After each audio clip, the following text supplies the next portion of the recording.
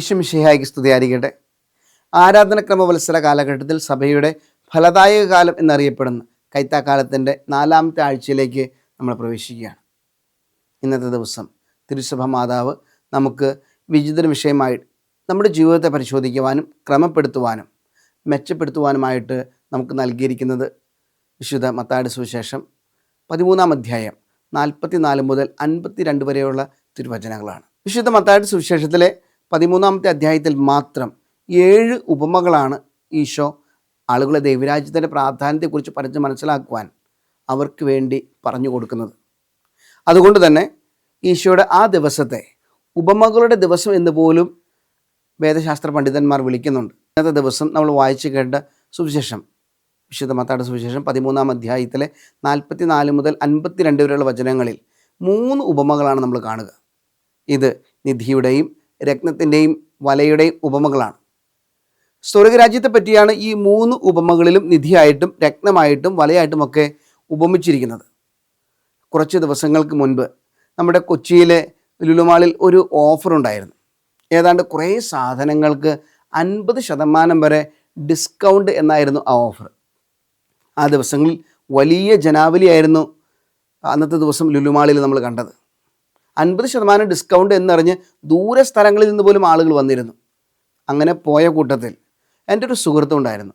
ഞാൻ അദ്ദേഹത്തോട് ഇങ്ങനെ ചോദിച്ചു, ഇത്രയും നാൾ ഇല്ലാതിരുന്ന ഒരാവശ്യം ഈ ഡിസ്കൗണ്ട് ദിനത്തിൽ എങ്ങനെയാണ് ആളുകൾക്ക് ഉണ്ടാവുക? അദ്ദേഹം പറഞ്ഞ ഉത്തരം വളരെ രസകരമായിരുന്നു. ആ ഉത്തരം എങ്ങനെയായിരുന്നു? പല സാധനങ്ങളും വേണ്ടിയിട്ടല്ല ആളുകൾ വാങ്ങിക്കാൻ വേണ്ടി അന്നത്തെ ദിവസം അവിടെ വരിക, മറിച്ച് 50% ഓഫറിൽ ലഭിക്കുമ്പോൾ ആളുകൾ വിചാരിക്കുന്നത് ഇത് പിന്നീട് ആവശ്യമുണ്ടെങ്കിലോ എന്ന് ഓർത്തിട്ട് പോലും മേടിക്കുന്ന ആളുകളുണ്ട് എന്നാണ്. നമ്മൾ മേടിക്കുന്ന സമയത്ത് പല സാധനങ്ങളും നമുക്ക് ആവശ്യമില്ല എന്നറിഞ്ഞിട്ടും ഒരു ഓഫറുണ്ട് എന്നറിയുമ്പോൾ അത് വാങ്ങിക്കാനുള്ള ഒരു ആഗ്രഹം, ഒരു താല്പര്യം നമ്മളിൽ ഉണ്ടാകുന്നുണ്ടെങ്കിൽ പ്രിയമുള്ളവരെ, നമ്മുടെ തലമുറയ്ക്കും വരാനിരിക്കുന്ന തലമുറയ്ക്കുമൊക്കെ ഉപയോഗപ്രദമായിട്ടുള്ള ഒരു നിധി നമ്മുടെ കയ്യിൽ വന്നെത്തിച്ചേരും എന്ന് നമുക്ക് ഉറപ്പുള്ള ഒരു അവസരത്തിൽ നാം എത്രമാത്രം ആഗ്രഹത്തോടെയും അതുപോലെ തന്നെ ബുദ്ധി വൈഭവത്തോടെയും ആയിരിക്കും അത് സ്വന്തമാക്കാൻ ശ്രമിക്കുക? ഇതാണ് ഇന്നത്തെ ദിവസത്തിൻ്റെ ചോദ്യം. സുവിശേഷം നമ്മളോട് സംസാരിച്ച് തുടങ്ങുന്നത് തന്നെ നിധിയെക്കുറിച്ച് പറഞ്ഞുകൊണ്ടാണ്. വയലിൽ എങ്ങനെയാണ് നിധി ഉണ്ടാവുക? നമുക്ക് ഇസ്രായേൽ ജനത്തിൻ്റെ ചരിത്രത്തിലേക്ക് കടന്നു ചെന്നാൽ നമുക്ക് മനസ്സിലാകുന്ന ഒരു കാര്യമുണ്ട്. ഈശോയുടെ കാലഘട്ടം എന്ന് പറയുന്ന യുദ്ധങ്ങളുടെ കാലഘട്ടമായിരുന്നു. ഇസ്രായേൽ ജനം റോമാക്കാരുടെ അടിമത്തത്തിലായിരുന്നു. അങ്ങനെ വരുമ്പോൾ അതിന് മുൻപും ഈശോയുടെ കാലഘട്ടത്തിന് മുൻപും ഒക്കെ അവിടെ യുദ്ധങ്ങളുണ്ടായിരുന്നിരിക്കാം. ഇസ്രായേൽ ജനം ആക്രമിക്കപ്പെട്ടിരുന്നിരിക്കാം. അവർ എവിടെയെങ്കിലും ഓടി രക്ഷപ്പെടാൻ ശ്രമിച്ചിട്ടുണ്ടാകാം. അങ്ങനെ ജീവൻ നിലനിർത്താൻ ഉള്ള ഓട്ടത്തിനിടയിൽ തങ്ങളുടെ സമ്പാദ്യം മുഴുവൻ എടുത്തുകൊണ്ട് പോകാൻ പറ്റുന്നൊരവസ്ഥയിലായിരിക്കണമെന്നില്ല. അങ്ങനെ വരുമ്പോൾ അവർ മറ്റാരുടെയും കണ്ണിൽപ്പെടാതിരിക്കാൻ വേണ്ടി തങ്ങളുടെ സമ്പത്ത് ഏതെങ്കിലും രീതിയിൽ ഏതെങ്കിലും പെട്ടിയിലാക്കിയോ വേറെ ഏതെങ്കിലും രീതിയിലൊക്കെ പറമ്പിൽ കുഴിച്ചിടുന്ന ഒരു പതിവുണ്ടായിരുന്നിരിക്കാം. നമ്മുടെ നാട്ടിലൊക്കെ അങ്ങനെ കണ്ടിട്ടുണ്ടല്ലേ. നമുക്കറിയാം, പല ദുരന്തങ്ങളുണ്ടാകുമ്പോൾ എന്തോരം സമ്പാദ്യങ്ങളാണ് മണ്ണിലടിയിൽ പോവുക. അങ്ങനെയുള്ള സമ്പാദ്യങ്ങളെയൊക്കെ നിധികളായിട്ടാണ് നമ്മൾ കണക്കാക്കുക. അപ്പോൾ യുദ്ധം നടക്കുന്ന ഒരു കാലഘട്ടത്തിൽ ഓടിപ്പോയ ആളുകൾ ഒരു പക്ഷേ കൊല്ലപ്പെടാൻ സാധ്യതയുണ്ട്. തിരിച്ചു വരാൻ പറ്റാത്ത വിധം എവിടെയെങ്കിലും കുടുങ്ങി കിടക്കുന്നുണ്ടാകാം. പിന്നീട് ആ സ്ഥലം കൈക്കലാക്കുന്ന ഒരാളെ സംബന്ധിച്ചിടത്തോളം അവിടെ നിധിയുണ്ട് എന്ന് അയാൾ ചിന്തിക്കുന്നുണ്ടാവില്ല. എന്നാൽ അത് മറ്റൊരാൾക്ക് മനസ്സിലായാൽ അയാളെ സംബന്ധിച്ചിടത്തോളം തൻ്റെ ജീവിതത്തിൽ വന്നു ചേരാവുന്ന ഏറ്റവും വലിയ ഭാഗ്യത്തിനൊരു നിമിഷമാണ്. അതുകൊണ്ട് തന്നെയാണ് അയാൾ തനിക്കുള്ളതെല്ലാം വിറ്റ് ഈ നിധി സ്വന്തമാക്കാൻ വേണ്ടി അയാൾ ശ്രമിക്കുന്നത്. ഇതുപോലെ തന്നെ രത്നത്തിൻ്റെ ഉപമയിലേക്ക് കടന്നു വരുമ്പോഴും ഈ ഒരു തരത്തിലുള്ള കാര്യം തന്നെയാണ് നമ്മൾ കാണുക. ഒരിക്കൽ ഒരു കുട്ടി തൻ്റെ അപ്പനോട് ചോദിക്കുന്നുണ്ട്. അപ്പൻ്റെ കയ്യിൽ കിടക്കുന്ന ഒരു പഴയ വാച്ച് കണ്ടുകൊണ്ട് അവൻ പറയുന്നത് എങ്ങനെയാണ്, എന്തിനാ ഈ പഴയ വാച്ച് കെട്ടിക്കൊണ്ട് കിടക്കുന്നത്, അത് വിറ്റുകൂടെ? അപ്പൻ ആ പഴയ വാച്ച് ഊരി തൻ്റെ മകൻ്റെ കയ്യിൽ കൊടുത്തുകൊണ്ട് പറയുന്നുണ്ട്, നീ ഇത് കൊണ്ടുപോയിട്ട് ഇത് എത്രമാത്രം വിലയുണ്ടെന്ന് തൻ്റെ വീടിനടുത്തുള്ള പച്ചക്കറിക്കടക്കാരൻ്റെ അടുത്ത് എന്ന് ചോദിക്കാൻ പറഞ്ഞു. കുട്ടി ആ വാച്ചും എടുത്തുകൊണ്ട് ആ പച്ചക്കറിക്കടക്കാരൻ്റെ അടുത്തേക്ക് വന്നു. അയാൾ പറഞ്ഞു, ഇതൊരു പഴയ വാച്ചല്ലേ, ഇതിനെന്ത് വില കിട്ടാനാ? ഇത് എനിക്ക് തന്നാൽ ഞാൻ അതിന് പകരമായിട്ട് കുറച്ച് പച്ചക്കറി തരാം. കുട്ടി തിരിച്ചു വന്നു. അപ്പം പറഞ്ഞതനുസരിച്ച് കുട്ടി ഒരു വാച്ച് റിപ്പയർ ചെയ്യുന്ന ഒരു കടക്കാരൻ്റെ അടുത്തേക്ക് കൊണ്ടുവന്നു. അയാളോട് ചോദിച്ചു, എന്ത് വില കിട്ടും? കുട്ടിയോട് ആ ആൾ പറഞ്ഞത് എങ്ങനെയാണ്, ഇതൊരു പഴയ മോഡൽ വാച്ചാണ്, ഇതിൻ്റെ സ്പെയർ പാർട്സ് ഒന്നും ഇപ്പോൾ കിട്ടാനില്ല, അതുകൊണ്ട് തന്നെ ഇത് മറ്റാരെങ്കിലും വാങ്ങിക്കൊണ്ട് പോകുമെന്ന് തോന്നുന്നില്ല, എങ്കിലും ആവശ്യമെങ്കിൽ ഞാൻ കുറച്ച് പൈസ തരാം. പക്ഷെ കുട്ടി നോക്കിയപ്പോൾ പച്ചക്കറി കടക്കാരൻ കൊടുക്കാം എന്ന് പറഞ്ഞതിനേക്കാൾ 10 ഇരട്ടി കാശുണ്ട്. അവന് വലിയ സന്തോഷമായി. എങ്കിലും വാച്ച് വിൽക്കരുതെന്ന് അപ്പം പറഞ്ഞതുകൊണ്ട് അവൻ തിരിച്ചു കൊണ്ടുവന്നു. അവൻ അപ്പനോട് പറഞ്ഞു, അപ്പാ ഈ വാച്ച് റിപ്പയർ കടക്കാരൻ്റെ കയ്യിൽ കൊടുത്താലോ, കാരണം നമുക്ക് നല്ല വില തരാമെന്ന് പറഞ്ഞു. അപ്പോൾ അപ്പം പറഞ്ഞത് എങ്ങനെയാണ്, ഇനി നമുക്ക് വേറൊരു സ്ഥലത്തേക്ക് പോകാം. ഇത് പറഞ്ഞുകൊണ്ട് അപ്പൻ കുട്ടിയും കൂട്ടി ഈ വാച്ചിൻ്റെ കമ്പനി നടത്തുന്ന ഷോറൂമിലേക്ക് കടന്നു വന്നു. അവിടെ ചെന്ന് ഈ വാച്ച് അവിടെയുള്ള ഒരാളെ കാണിച്ചുകൊണ്ട് പറഞ്ഞു, ഈ വാച്ചിൻ്റെ മൂല്യം എത്രയെന്ന് പറയാമോ? അയാൾ ഈ വാച്ച് കണ്ടതും എഴുന്നേറ്റ് നിന്ന് ആ അപ്പനോട് ചോദിച്ചു, താങ്കൾക്ക് ഈ വാച്ച് എവിടെ നിന്നാണ് കിട്ടിയത്? കാരണം ഇത് ഞങ്ങളുടെ കമ്പനി സ്ഥാപിച്ചതിൻ്റെ 100ാം വാർഷികത്തോടനുബന്ധിച്ച് ഞങ്ങൾ ഇറക്കിയ വളരെ ലിമിറ്റഡ് ആയിട്ടുള്ള വാച്ചുകളിലൊന്നാണ്. ഇതിൻ്റെ വില സാർ ഊഹിക്കുന്നതിനേക്കാൾ ഇരട്ടിയായിരിക്കും. അയാൾ പറഞ്ഞു, വിൽക്കാനല്ല, ഇതിൻ്റെ മൂല്യം തിരിച്ചറിയാൻ വേണ്ടി ചോദിച്ചതാണ് എന്ന്.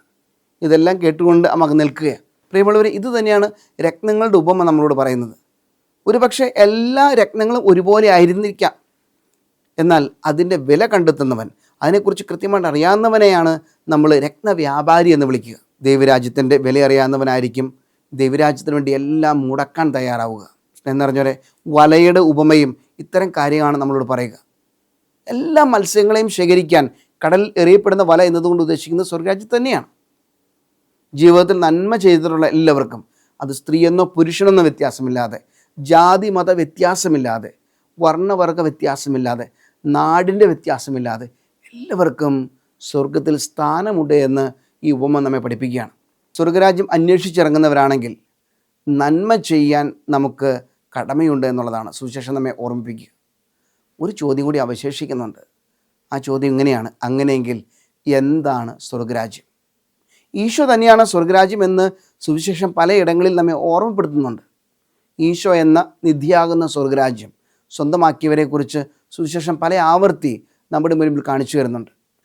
തങ്ങൾക്കുണ്ടായിരുന്നതെല്ലാം വിറ്റ് പൊന്നും മിറയും കുന്തിരിക്കവുമായി വന്ന് കാഴ്ചവെച്ചവർ, ആ രാജാക്കന്മാർ തങ്ങളുടെ ജീവിതത്തിൽ നിധിയെ കണ്ടെത്തുകയായിരുന്നു. സക്കേവൂസ് തനിക്കുണ്ടായിരുന്നതെല്ലാം പാവപ്പെട്ടവർക്ക് വിട്ടുകൊടുത്തപ്പോൾ, പിടിച്ചു പറിച്ച് വാങ്ങിയെടുക്കെല്ലാം 4 ഇരട്ടിയായി തിരിച്ചു കൊടുത്തപ്പോൾ ആ നിധിയെ കണ്ടെത്തുന്ന പ്രക്രിയയിലായിരുന്നു. സമരിയാക്കാരി സ്ത്രീ കിണറ്റിൻകരയിൽ കാത്തിരുന്ന ഈശോയിലൂടെ തൻ്റെ ജീവിതത്തിലെ നൈമിഷിക സുഖങ്ങൾ വേണ്ടെന്ന് വെച്ചപ്പോൾ അവൾ കണ്ടെത്തിയത് ഒരു വലിയ നിധിയായിരുന്നു. ജായിറൂസ് തൻ്റെ കൊച്ചുമകൾക്ക് വേണ്ടി ഈശോയുടെ അടുത്ത് ചെന്ന് എൻ്റെ വീട്ടിലേക്ക് നീ ഒന്ന് വന്ന് അവളെ തൊട്ട് സുഖപ്പെടുത്തണമെന്ന് പറയുമ്പോൾ ആ നിധിയെ സ്വന്തമാക്കാനുള്ള ശ്രമമായിരുന്നു. തൻ്റെ മകൾക്ക് സുഖമില്ല എന്ന് പറഞ്ഞുകൊണ്ട് കാനാൻകാരി സ്ത്രീ പറയുമ്പോൾ മക്കളുടെ അപ്പം എടുത്ത് പട്ടികൾക്ക് ഇട്ട് കൊടുക്കുന്നത് ശരിയാണോ എന്ന ചോദ്യത്തിന് മുൻപിലും പതറാതെ നിൽക്കുന്നത് തൻ്റെ മുൻപിൽ നിൽക്കുന്ന വ്യക്തി ജീവിതത്തെ, ആ വലിയ നിധിയെ തിരിച്ചറിയുന്നത് കൊണ്ടാണ്. പറഞ്ഞു പോയാൽ ഇഷ്ടംപോലെ ഇത്തരത്തിലുള്ള നിധിയെ കണ്ടെത്തിയവരെ നമുക്ക് സുവിശേഷത്തിലും പഴയ നിയമത്തിലും ഒക്കെ കാണുവാൻ സാധിക്കും. ഇനി നമുക്ക് നമ്മോട് തന്നെ ഒരു ചോദ്യം ചോദിക്കാം. ഇത്രയും കാലത്തിനിടയിൽ നമ്മുടെ ജീവിതത്തിന് എപ്പോഴെങ്കിലും നമുക്ക് ഈ നിധിയെ കണ്ടെത്തുവാനും സ്വന്തമാക്കാനും സാധിച്ചിട്ടുണ്ടോ എന്നുള്ളതാണ്.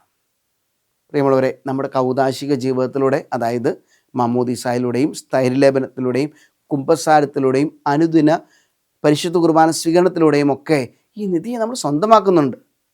പക്ഷെ നിധിയാണ് നമ്മുടെ കൂടെ ഉള്ളതെന്ന് തിരിച്ചറിവില്ലാതെ നമ്മുടെ സ്വാർത്ഥ താല്പര്യങ്ങളും നമ്മുടെ ഉള്ളിൽ മറ്റുള്ളവരോടുള്ള വെറുപ്പും അന്യായമായി ഇതൊക്കെ വെട്ടിപ്പിടിക്കണമെന്നുള്ള ആഗ്രഹവും മറ്റുള്ളവരെയൊക്കെ തോൽപ്പിക്കണമെന്നുള്ള ചിന്താഗതിയും വൈരാഗ്യവും സുഖലോലുപതയും ഒക്കെ കാരണം ഈ നിധിയെ നമ്മൾ നഷ്ടപ്പെടുത്തിയിട്ടുണ്ടാകാം.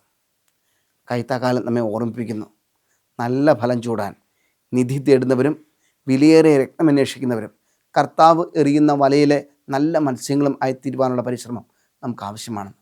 നമുക്ക് അതിനായി പരിശ്രമിക്കാം. ദൈവം നമ്മെല്ലാവരെയും സമൃദ്ധമായിട്ട് അനുഗ്രഹിക്കട്ടെ.